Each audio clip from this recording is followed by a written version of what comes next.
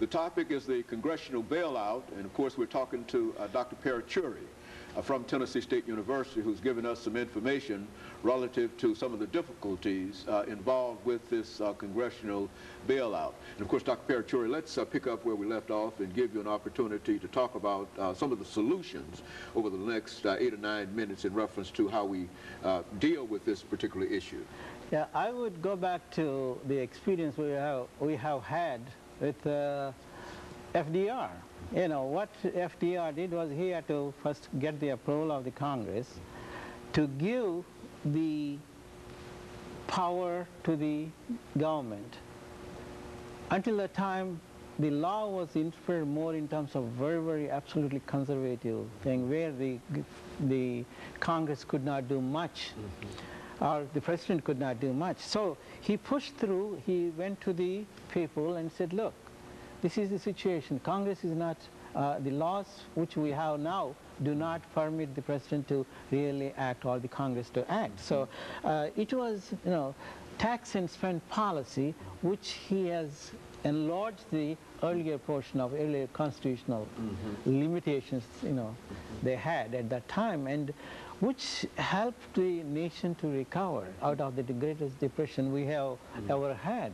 In 1937, he was able to finally push through a number of pieces of legislation to give the power to the government and, of course, the federal government and also to the Congress. So Congress passed a piece of legislation for enlarging the amount of spending which the federal government could do, and also taxing powers. So until that time, it was not a solution available. In this context, I must mention John Maynard Keynes, who was a British economist, a mathematician turned British economist. He wrote an open letter through New York Times to the President of the United States at the time, FDR. What he did was, okay, look, whenever, there is nothing wrong with capitalistic society, but whenever the private enterprise system fails, it is the responsibility of the government to, you know, prop it up and save the nation.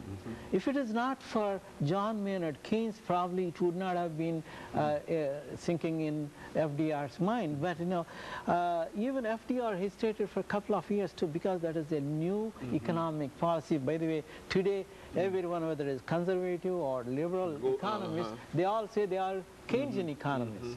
It was that John Maynard Keynes who has really helped improve the conditions of not only this country but around the globe.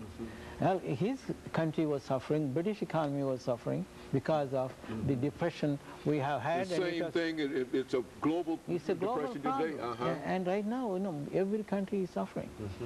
And our unemployment has been increasing day by day, and number of people are going to be in the roles of unemployment, and these people, they have only 6 months to receive those unemployment benefits. But after that, what?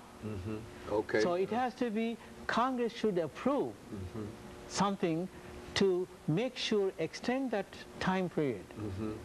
Because it doesn't appear as if everything's going to be all right within the next 6 months. Within 6 months. And don't forget, number of people have been on the unemployment payroll. They may be ready for receiving some benefit from somewhere. It's not only the food stamp program which has been, you know, burdened with, but also they don't have any money to buy the basic things. And even when we talk about credit, if individuals don't have money,